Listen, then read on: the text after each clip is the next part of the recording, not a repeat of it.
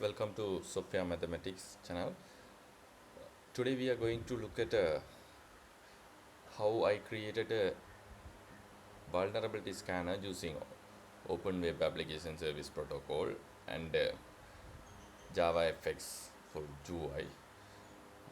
So first I will show you the home.xml containing the dependencies and the other plugins.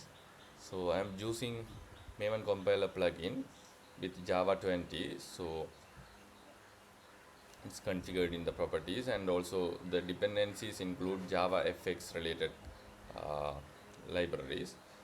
So few of them are like JavaFX controls, JavaFX graphics, JavaFX FXML, like that. And I have included a SLF4J API and logback classic for logging, and for dependency check main functionality is from dependency check core from OWASP, and the version is 6.5.0, and I'm using JavaFX Maven plugin for building, and also I'm using Maven compiler plugin and Maven jar plugin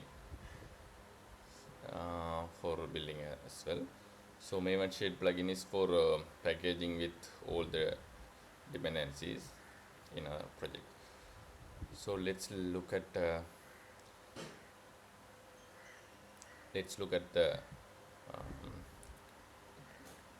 implementation. So here you can see there are two classes. So one is for the UI. So dependency scanner app is the UI, which is implemented based on the JavaFX, and here I have a progress bar and some related UI components. So if you see, it's straightforward. This one provides the UI for our application, so we can choose the directories, and also we can show our progress. So here if you see, I'm using a thread for scanning dependencies, as it's a resource consuming task. Better to have it in a separate thread. If you look at the dependency scanner class, I'm using the OWASP engine and other related components. Here you see there is a settings, so I kept it as auto update. So this is useful to get the vulnerability database from the NVDCV. So common vulnerabilities and exploits are present in the NAST database, and it will be downloaded on the go. So first time it will take some time, and later it will be fast. So here you can see I'm creating the engine with the above mentioned settings, and so due to certain bugs we have to set this .NET assembly analysis, and it's useful in our debugging purposes. So after that, if you see, I'm scanning the project path and analyzing dependencies. Then if the total dependencies is 0, then we will display no dependencies found message, and if we have more than one dependencies, we will scan and find the vulnerabilities. Then we will create a dependency check report in the current directory, and after the report creation we will display the report generated message, and also we will open that in the browser. So this is the overall logic. So let's look at the application run configuration as well. So here if you see, I have a clean install or clean package for packaging, and I have a configuration um, for running as well. If you go to the configuration, you will see I'm using JavaFX SDK.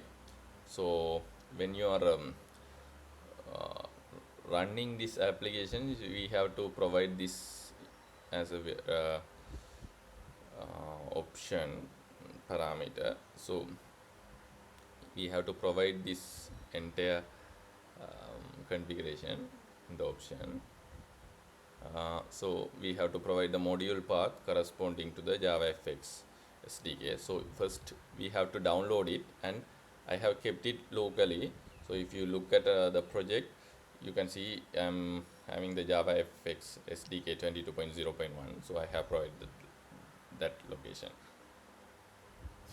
in the run configuration. So let's run this application.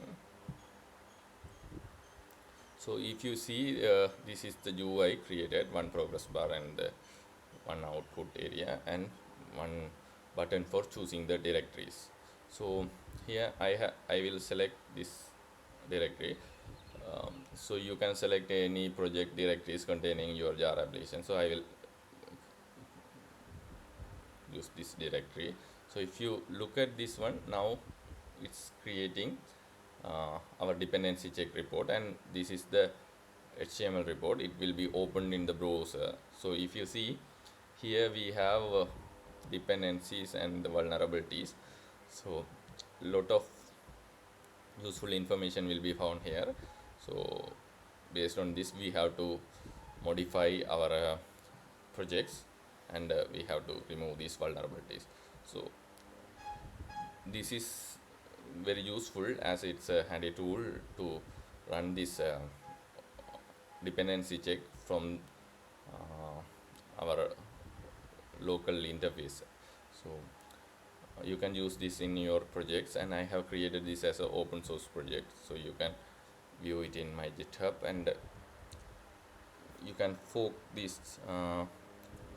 the project and also make relevant improvements, and you can send me a pull request. Hope you will enjoy this, and stay tuned for more updates.